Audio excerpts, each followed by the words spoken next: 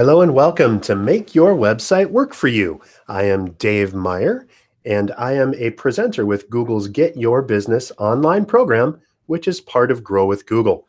Today, I want to talk to you about strategies to build or improve an existing website. Whether you've had your site for 10 years or you're just getting started, this workshop will give you the information that you need to plan, create, or recreate your site to accomplish your business goals. In today's competitive environments, it's more important than ever to have a business website. 79% of US consumers shop online, up from just 22% back in 2000. But aside from just promoting products or services, websites are great for building brand visibility, providing your business with another marketing channel, driving online customers into your store, and also because potential customers have come to expect that you have a website. When people think of web design, they often think of the overall template or the look and feel. That's the graphics and layout that appear and consistently display your content throughout the entire site. That design is sometimes called the skin or the theme of a website, and it's only one part of web design. Within the graphic template, there are a lot of common elements that appear on most websites. Those include the header or the top section of the site. The header usually includes a company logo in the left corner or top center, and most website visitors expect that the logo will link to the homepage. The footer, or bottom section of the website, is also usually consistent across every page on the site. The footer usually includes important links, contact information, and copyright info. Navigation is usually horizontal across the top of the site, or if you're in a mobile site, you can see it in the three-line, what they call hamburger, across the site, and that's vertically or on top of the website. The web design should lay out a set of guidelines that keep the web pages looking consistent. That should include consistent colors, font sizes, font styles, and types of content or tone of the website. For anyone out there using a content management system, such as WordPress, Drupal, etc., a content management system is a popular option for building your website. There are lots of options out there, and they're all a little different. What most do have in common is the ability to change or customize the web design, usually called a template. All these same principles apply, whether you're creating a design from scratch or using a pre-built template. Navigating the site within that design should be effortless for your visitors. But a website is more than design. We're going to look at 6 characteristics of a great website. It needs to be goal-oriented, organized and easy to search, useful, functional, intuitive to use on any device, and needs to be findable, of course, by search engines. So let's get started. First, many business owners know that building a website is an important early step in their business development.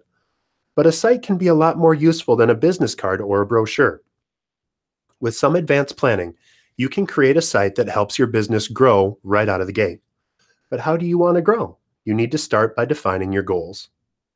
Ask yourself, why do I want a website? What do you want your website to do? Think of your site as a tool that can help you achieve specific business goals. Those goals will depend on your business. Some examples may include building your company brand so that more people know about it, generating new leads, especially if you're a business-to-business organization or a business that does business with other businesses, to simply make sales, especially if you're in a business-to-consumer business or a direct retail business, to re-engage existing customers, attract employees, especially in today's labor market that can be difficult, to provide customer support, and of course, much, much more.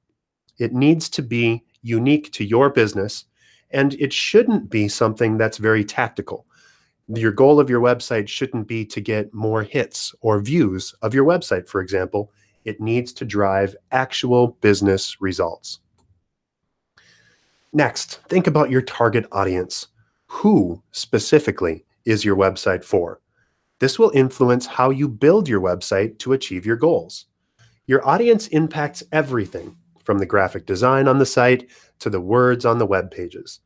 Your site should not try to be everything to everyone. Narrow your focus down to the specific audience instead of the entire world. Defining your target audience might sound simple, but it does take a little bit of effort. It's relatively easy to define an audience with demographic data, such as gender, age, or employment status, but if you stop there, it makes it more difficult for your business to stand out among your competition. Stereotypes about your audience can also lead to false assumptions. So what you need to ask yourself is what makes your audience unique. Your goal is to develop a complete picture of your target audience. You might consider examining specific age ranges rather than one large range. Consider location. Are they in a city? Are they outside of a city in a suburb? Are they rural? Are they national or international? Consider their education level. Are these new folks entering the workforce? Are they retirees? Are they high-level executives or somewhere in between? Consider the type of employment that they have. Consider hobbies and interests. This will help you understand where those people spend their time and also help you identify content partners. Consider their values. Are they very formal, or do they tend to want to have a little bit more fun in their communication? Consider their view of your product or service. Is your product a necessity? Is your service a nice to have? Is your experience a special treat? Once you've defined your audiences, keep those folks in mind by building a marketing persona for your site. The persona is ideally an amalgamation of your top 5 customers or customer types.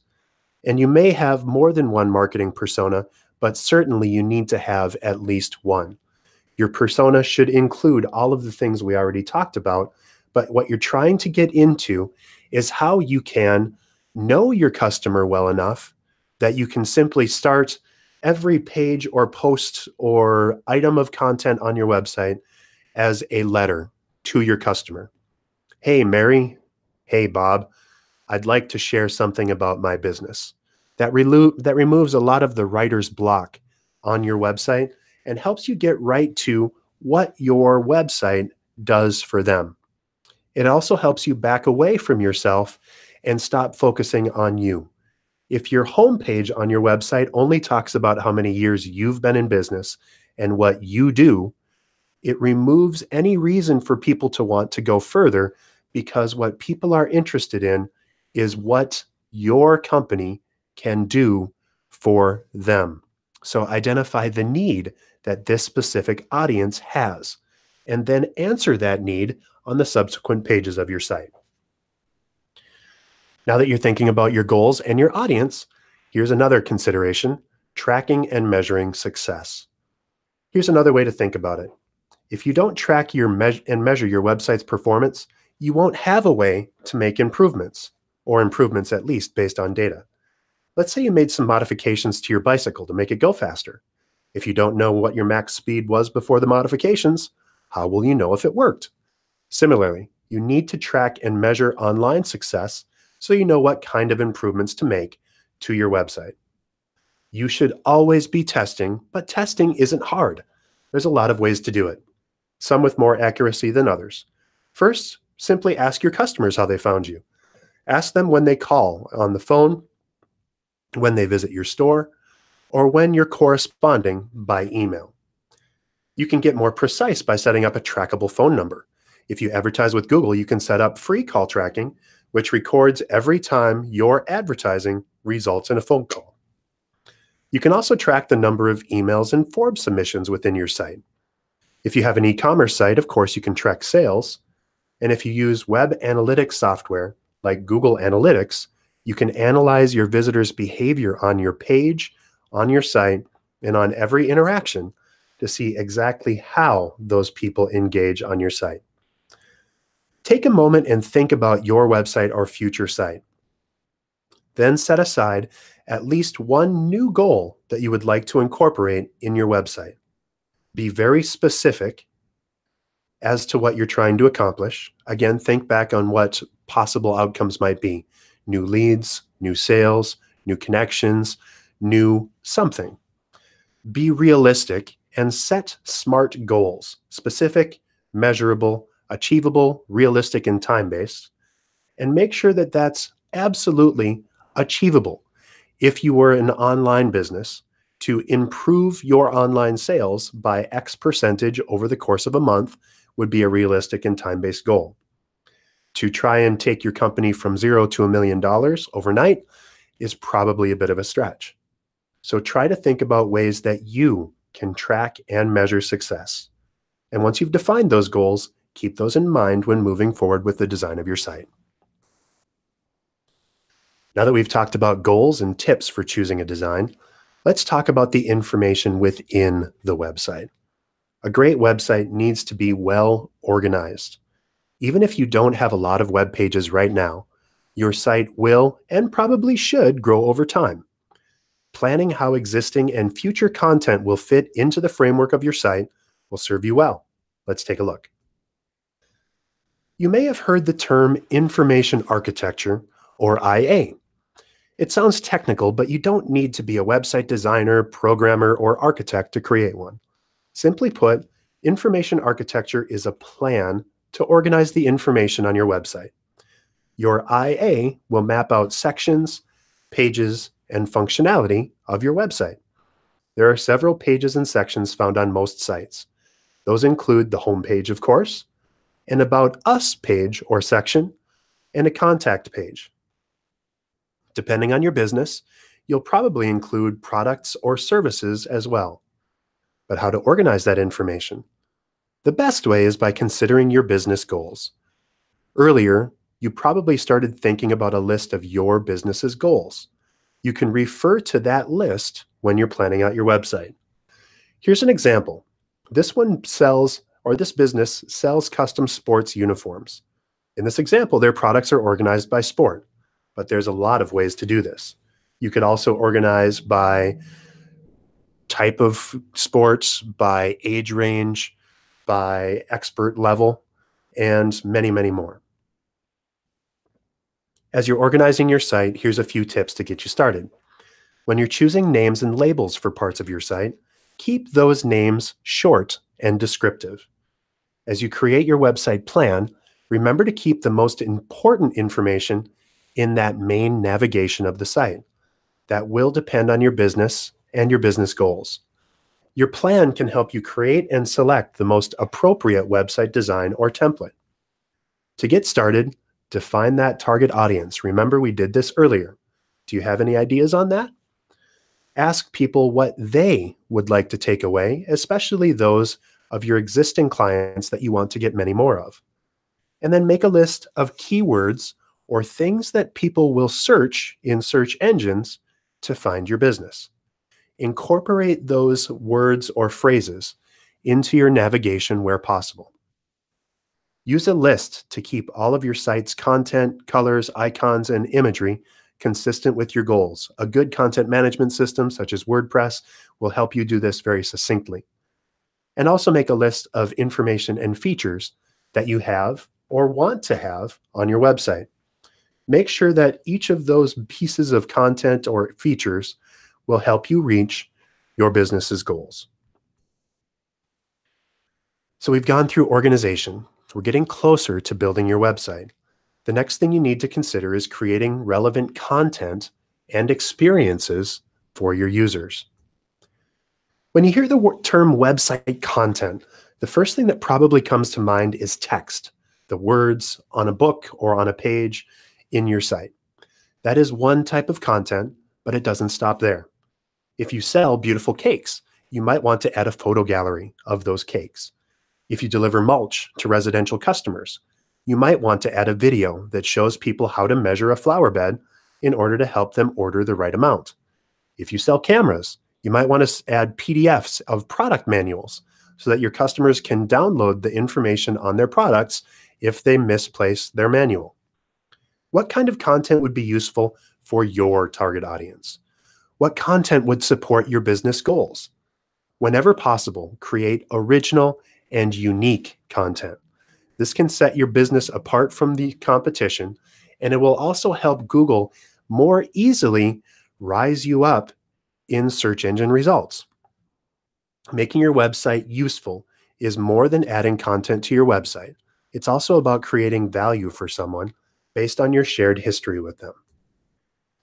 61% of consumers expect brands to tailor experiences based on their preferences, but only from data that is intentionally shared with those brands, such as purchase history, favorited items, saved items, previous searches, or previous site visits. And nearly 9 out of 10 times, when people had a helpful or relevant mobile brand experience, they said they would purchase from that brand in the future. People expect brands to provide them with relevant experiences. We're now living in a time when mobile experiences matter more than brand loyalty, and providing irrelevant content to visitors can have a big impact on the bounce rate of your site or the likelihood that people will visit your site and then leave without taking any additional action.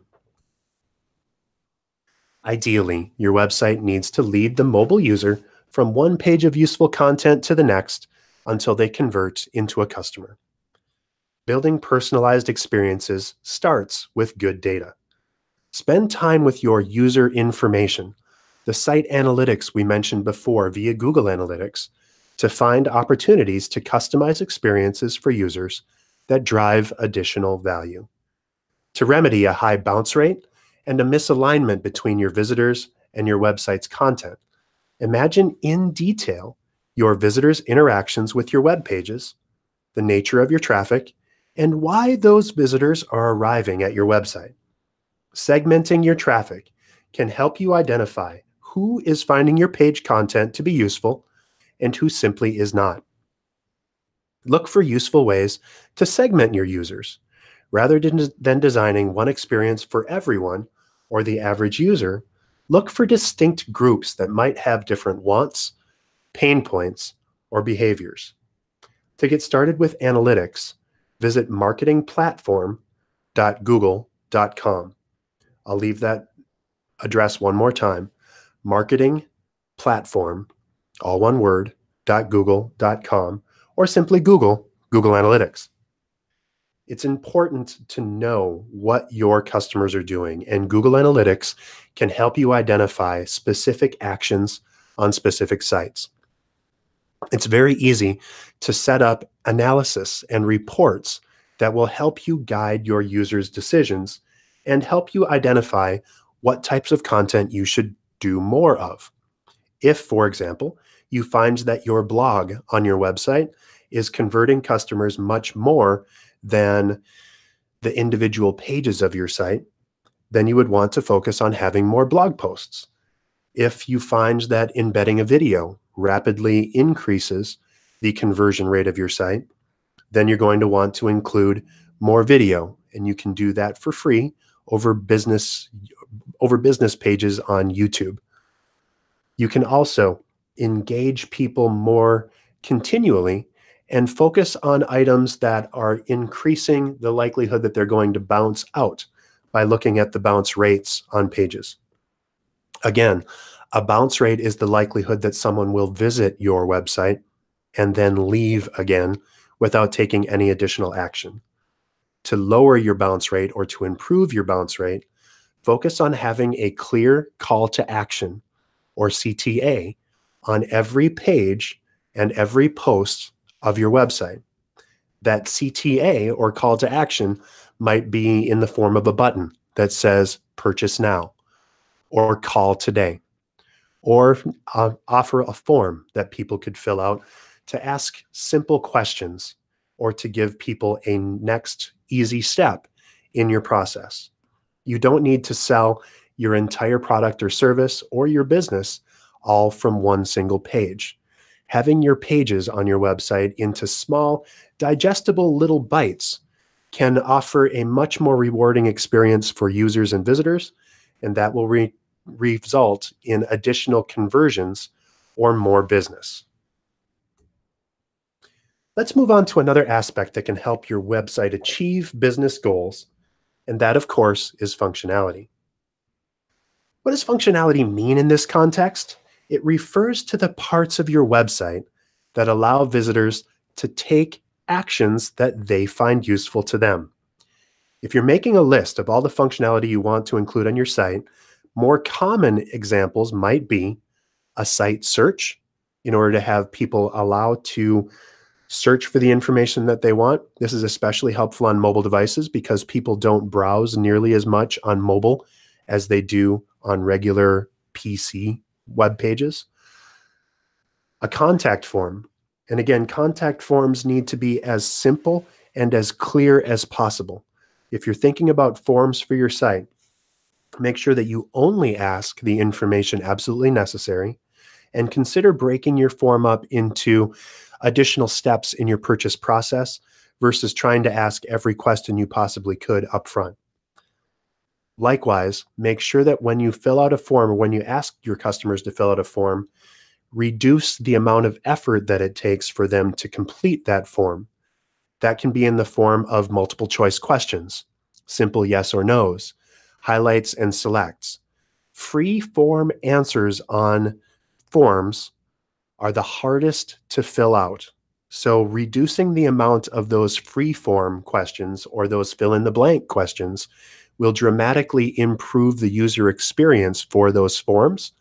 And in turn, you will find that many more people will actually fill out your form. You can also have an online shopping cart or allow checkout right from your page. A consideration for shopping carts is to maybe not require people to sign on as a user or to register as a user and allow them to instead check out as a guest.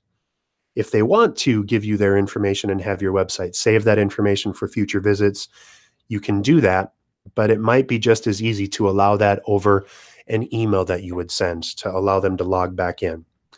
People are very cautious about sharing their personal information in today's world. So you need to think about what steps and what things that you can do to decrease their anxiety when they're ready to order from you.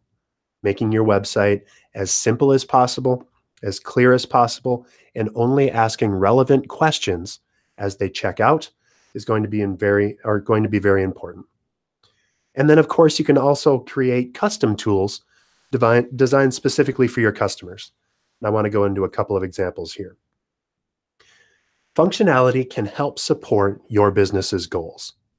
Let's look at 3 scenarios. First, a locally owned landscaping company delivers mulch to homes, but most homeowners order too much or order too little.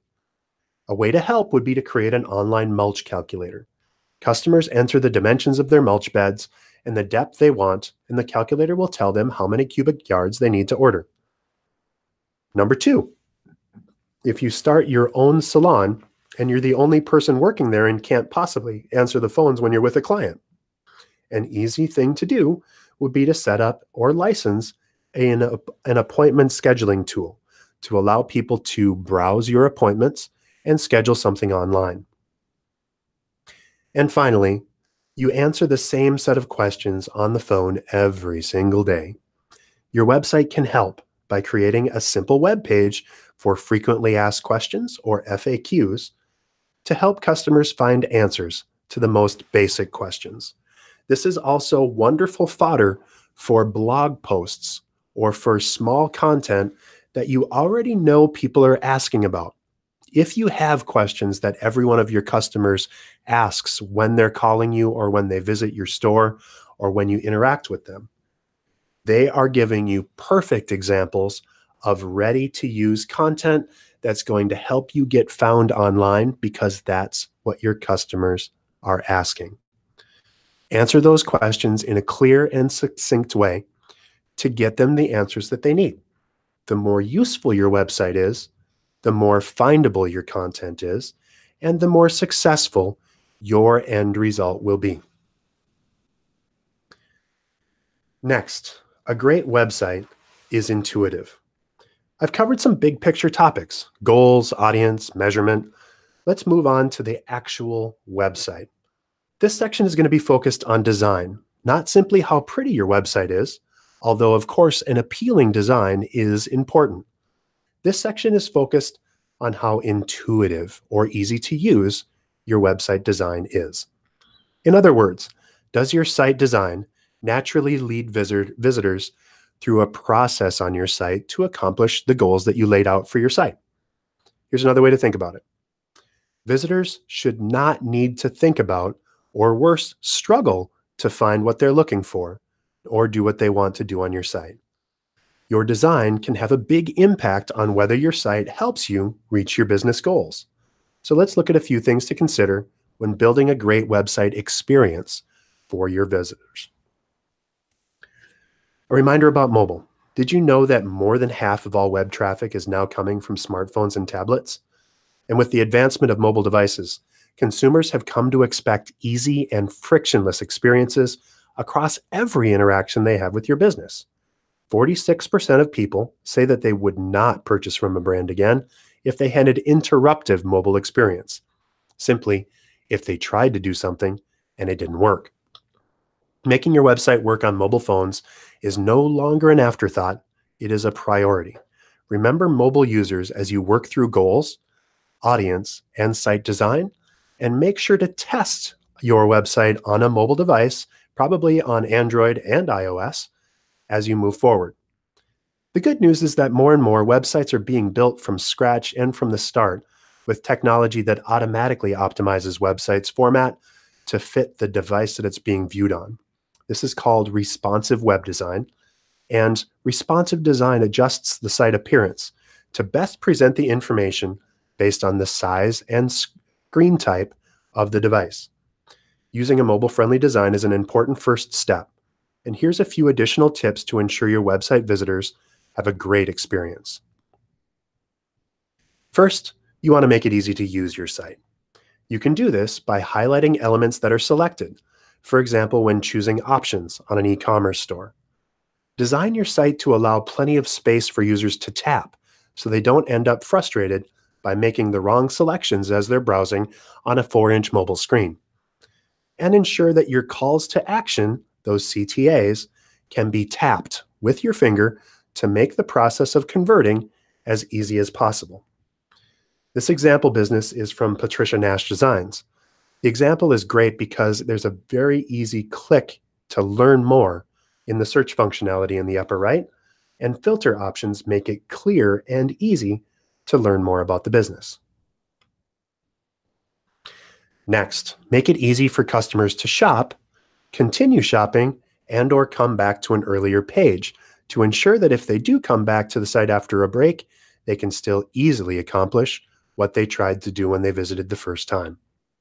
This example business is Faribault Wooden Mill Company, and we added this because of the helpful Added to Cart link to allow them to continue shopping without disrupting the experience. Another tip is to recommend similar products throughout the shopping experience to make it easy for your customers to find what they need. For example, if you have a sporting goods store and someone selects a specific kind of good that relates to fishing, for example, you might want to offer up things that other people commonly pursue or peruse when they're ready to buy. So for example, if you buy a fishing net, they might also be interested in fishing lures. Third, make it easy for visitors to check out and pay on mobile devices. How many of you have visited a website and tried to check out only to have difficulty entering your credit card numbers? Having a difficult checkout process can have a major impact on the conversion rate or likelihood that you're going to get things done the way you intend on that site. Here are some things to do to make it easier for your visitors to check out. First, reduce the number of steps in your checkout process. Show your visitors progress as they move through the checkout process. This simple breadcrumb design lets them know they're just about done. Or use guest checkouts, so visitors don't need to sign up to purchase. Make sure to offer them a sign up later or save their profiles for next time if possible. And finally, you can enable digital wallets such as Google Pay or Apple Pay for a truly frictionless experience. This example is from Janus Motorcycles. They have a clear creek out that shows customers their progress and next steps. Last but not least, a great website is search friendly. After all, if you made the time, effort, and expense to plan and create your website, you'll definitely want to make sure that potential customers can find you when they search online. The process of helping a website increase its visibility on search engines is called search engine optimization, or SEO. SEO merits its own presentation, but this section will give you some tips to get your website off to a good start in being as findable as possible on Google. Imagine that the web is a book with trillions of pages. Google's job is to read the book, categorize the pages, and help searchers find the information on these pages. Simple, right? To read the pages, Google uses software called robots or web crawlers or spiders. As new pages are found on your site, they're added to Google's master index. The data in this index is stored in facilities called data centers. When people search, results shown are pulled from the data stored in those data centers. When you start your search, Google's algorithm starts the process of finding those results. The algorithm looks at the word or phrase you typed and uses more than 200 signals to identify the most relevant results. Examples of those algorithm signals include the freshness of content on a website or how recently that content was posted, the number of other websites linking to a particular site, and the authority of those links, the quality of the content on the site, and if it is unique, the URL or website address, and the page title, and whether the best result is a web page, an image, video, news article, etc. As you look at Google and in search engine optimization in general, the goal of all SEO is to help users of search engines find what they're looking for. And what they're looking for may not be your business unless you've taken the time to match your content and your website's information to what people are interested in. Google's job is to give your company to that viewer if your website is the best match. It's a matchmaking tool. And so you need to be as useful as possible to your end users. And then make all of your content as readable and searchable as possible. Consider alt tags, alt tags on your images so that people can, or so that Google and search engines can see what the images on your site are. If your website just has images loaded and those image names aren't descriptive at all, Google has no context for what that image might be. So make sure that you focus on every part of information that can be relevant and helpful to users. Likewise with videos, if you upload a video via YouTube, make sure that you tag that video and title the video with something connected or including the search phrase that you'd like to be found for. After the search, this is what a searcher sees. This is the search engine results page, or SERP. At the top, you'll see a word or phrase that your searcher typed in. That is the search query, in this case, Stasia's Bakery. Below the search query, you'll see the search results. This page can include ads, identified with the ad label. And below the text ad in this example, you'll see the start of the natural or organic results. Creating a search-friendly site helps increase your chances of appearing on this area in the organic results of the page. Organic results are web pages that Google's algorithm, again with those 200 plus optimal type fields, will identify as the most useful matches for the search. Clicks on organic search results are free. It's important to note that websites cannot pay Google to appear in the organic results, and advertising does not influence a website's organic presence or position.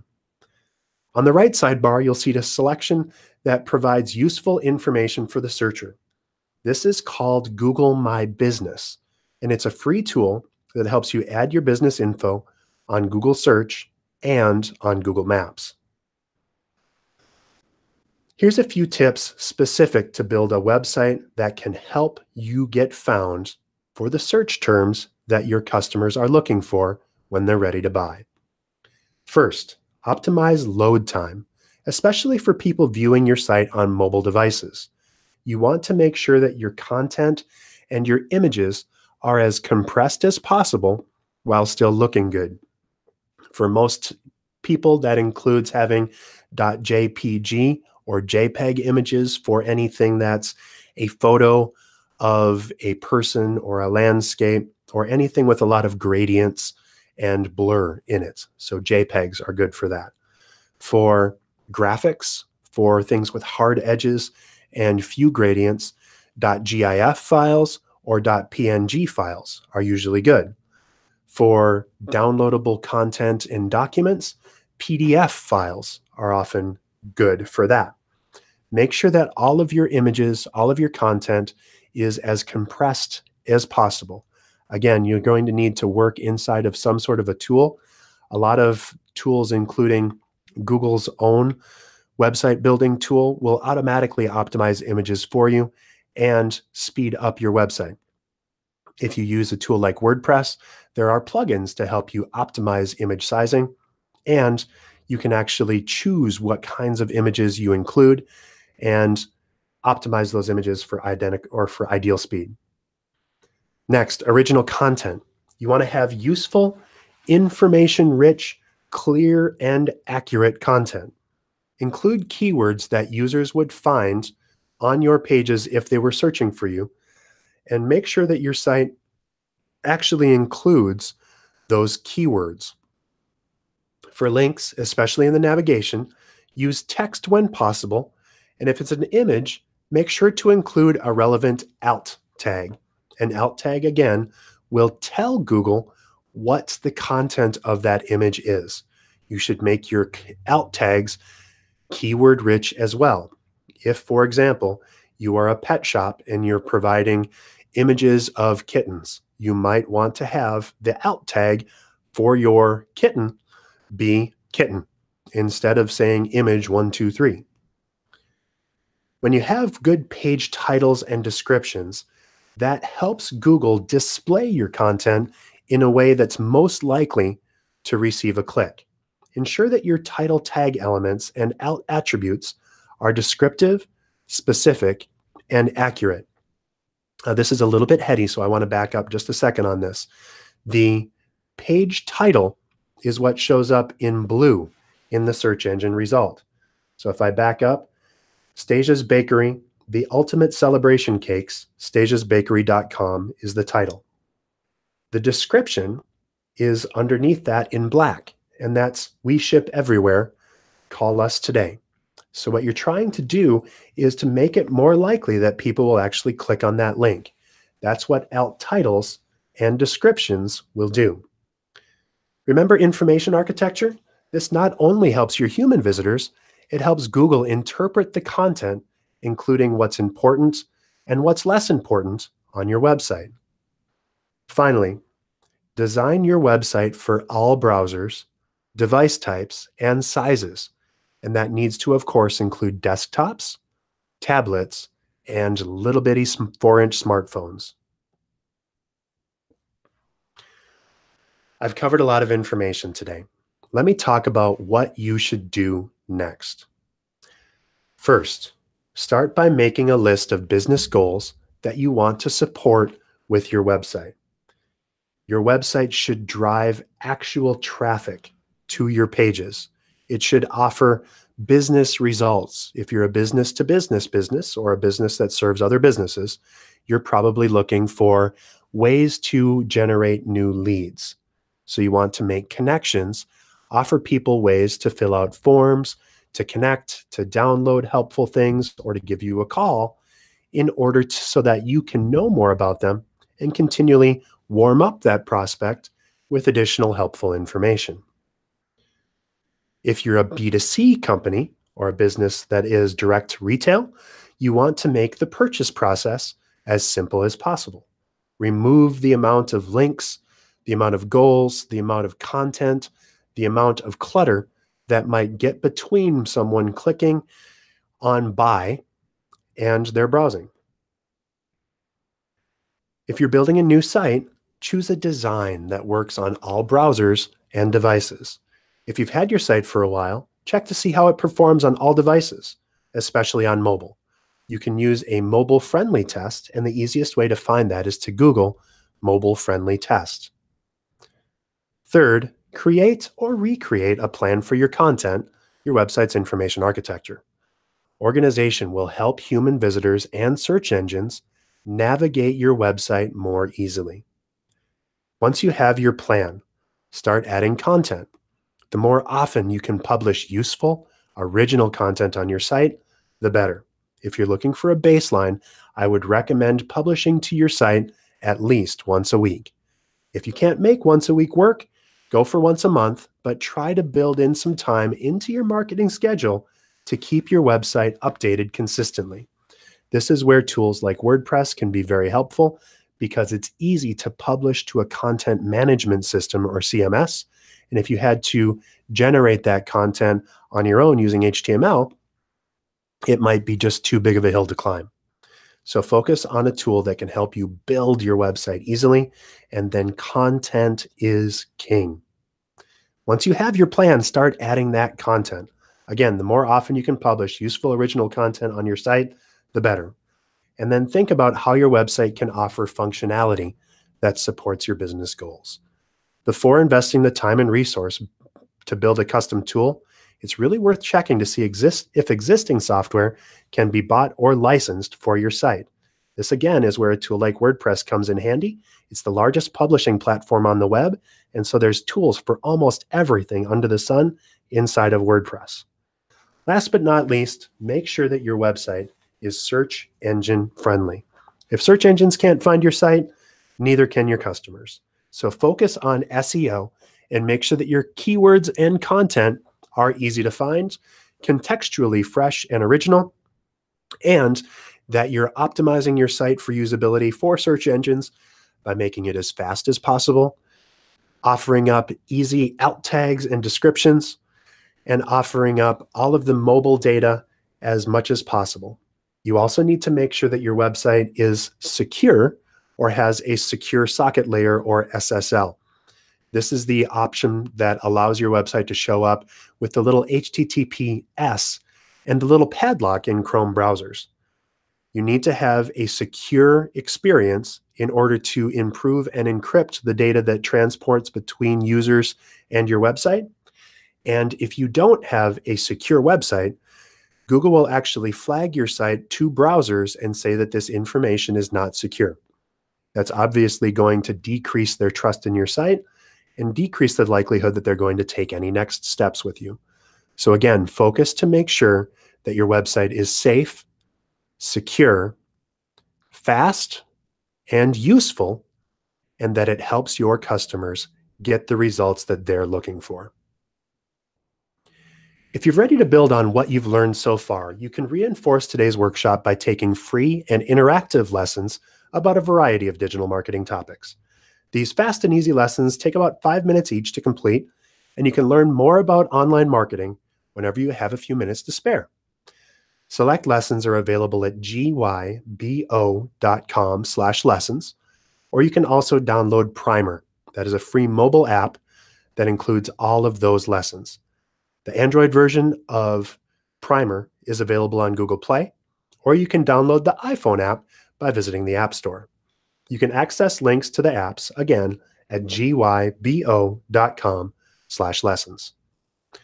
Thank you so much for listening. On behalf of the entire team, I wish you great success growing your business online.